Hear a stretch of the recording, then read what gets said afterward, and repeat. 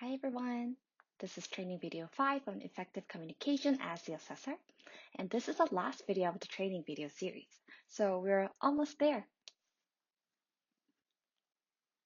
So after watching this video, you will be ready to prepare an oral exam environment that is easy to navigate for the students, ask clear exam questions and perform attentive listening, and identify strategies that support students with reaching their fullest potential in oral exams. These steps will help us administer oral exams in a clear and effective manner and also create an environment that the students can reach their best performance. Let's start with a brief activity. Imagine that you're a college freshman student who just enrolled in the class. On the syllabus day, you find out that there will be an oral exam that will be part of the overall grade. You've just started college and you have never done an oral exam before. What are some things that would cross your mind?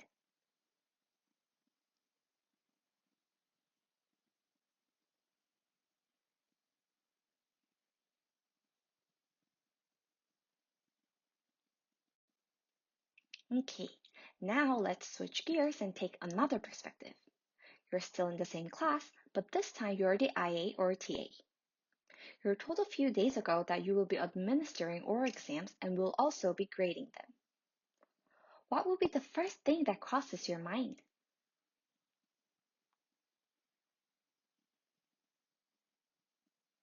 As you might have thought of, when we talk with students and TAs about oral exams, some common concerns come up.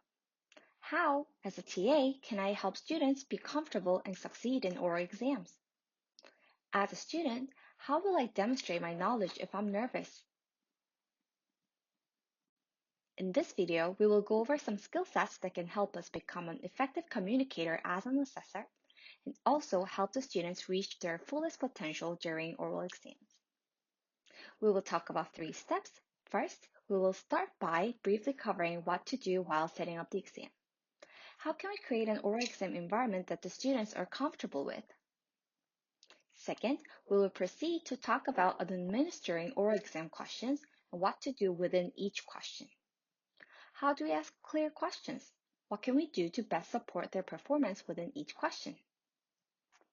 Third, we will learn about maintaining the flow before transitions. How do we know whether the student is ready to proceed to the next question? Let's start with the first step on setting up the oral exam environment. Here, we'll briefly cover 3 aspects on the setup: what to prepare as an assessor, preparing the visuals, and checking in with the student before starting the first question. First, let's think about what we should prepare as assessors.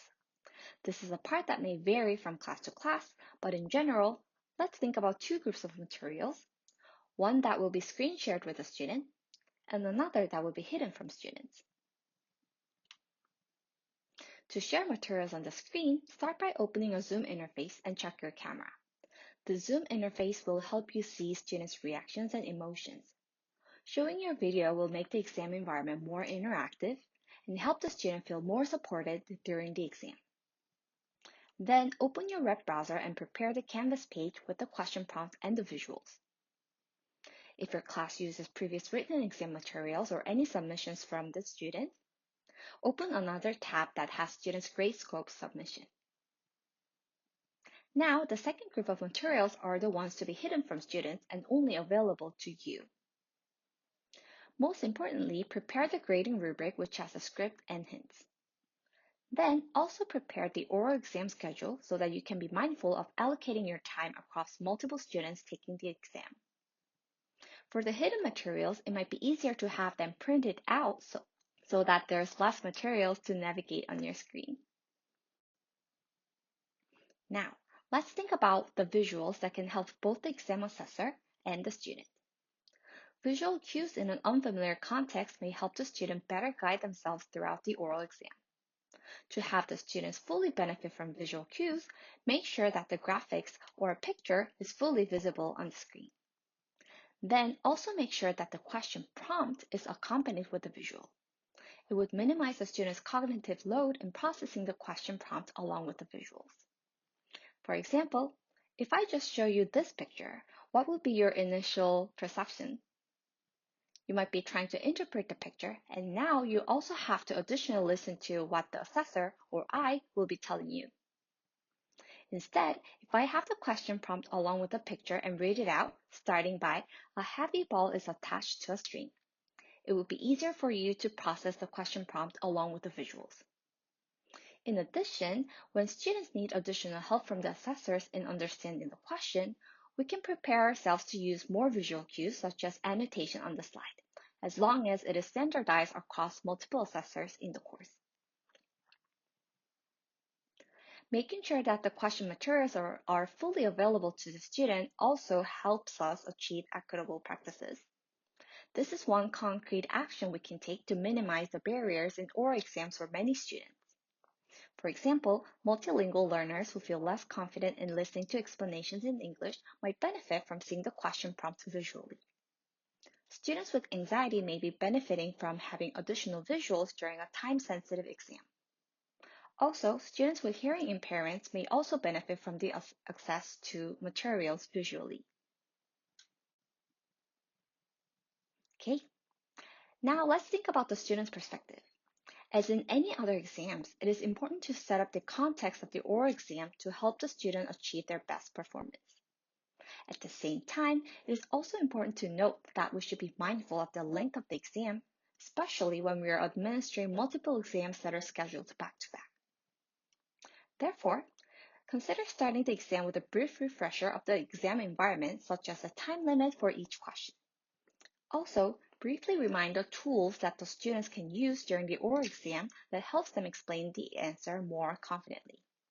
For example, remind them about the annotation feature on Zoom or laser pointers during an in-person exam. Then confirm with the student if they're ready to proceed to the exam. Maybe keep in mind to ask two things. One, whether they can see the screen shared materials on the end, both of the question prompt and the visuals. And two, whether if they have any other questions about the exam. Also, if you want some refreshers on how to prepare the student to be ready for the exam, please review the video 3 on reducing anxiety. Okay, now let's take a moment to fill out this activity. There will be 3 activities in this video. For this first activity, please take 5 to 7 minutes to reflect on these questions and record your responses on our Google form. Our first question asks, what are the 3 ways that you can set up a positive exam environment for students? The second question asks, what are 3 ways that you can set up the environment for yourself as an IA or a TA? Okay. Now let's think about step 2 on how we can administer each exam question clearly and effectively. Let's think about what to know before administering the oral exam and what to do during each question in the actual exam. Let's start with what to prepare before the exam. When we administer oral exams, there might be cases where the student is slightly missing the point or the student is providing the wrong answer. What should we do in these cases? How do we balance our support for the student with academic integrity? To be ready for these cases, it is important to have the whole instructional team on the same page on what to do. And this is where the grading rubric comes handy. The grading rubric will specify what parts of the student responses are graded and include hints that we can provide